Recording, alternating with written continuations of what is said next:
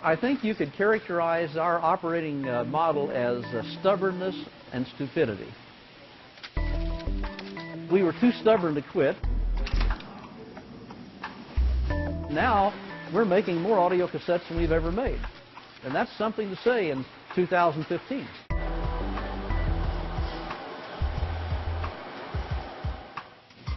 National Audio Company began strictly as a blank medium supplier.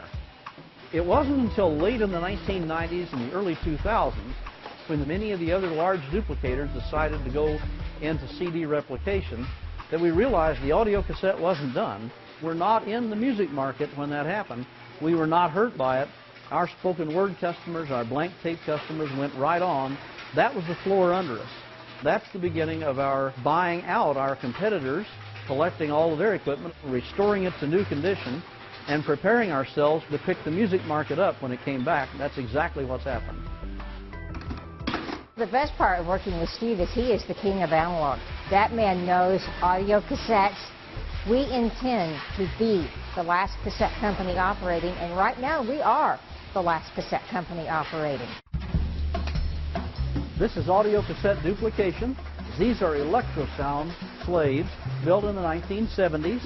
Duplication is putting the sound on the tape.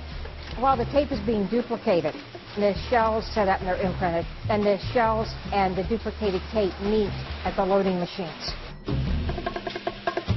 This is our cassette loading department. These machines take the tubs of tape and load them into the audio cassette. And each machine may make 2,000 or more cassettes in a day. The part of the machine you see here was built as a cigarette wrapper in 1938. It marries a 1938 mechanical machine with a microprocessor. Another secret to success at National Audio. My job is to keep these running to the best of my ability, which is always a challenge when you're dealing with orphans. The companies are long gone. We have 40 or 50 more of the duplicator slaves from which we use parts when we need them. I'm working to train someone else how to do this stuff, but to try and find someone that actually understands tuning up of a magnetic tape recorder is getting really difficult. Probably the thing that has really enlarged our business at a faster pace than anything is the return of music to audio cassette, the retro movement. There's the nostalgia of holding the audio cassette in your hand. We have an amazing clientele.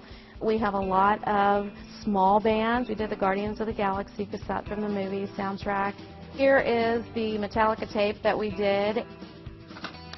There is the under 35 age group who have learned now life is not comprised of MP3s and earbuds. They like the sound of analog, and that has really helped us a lot.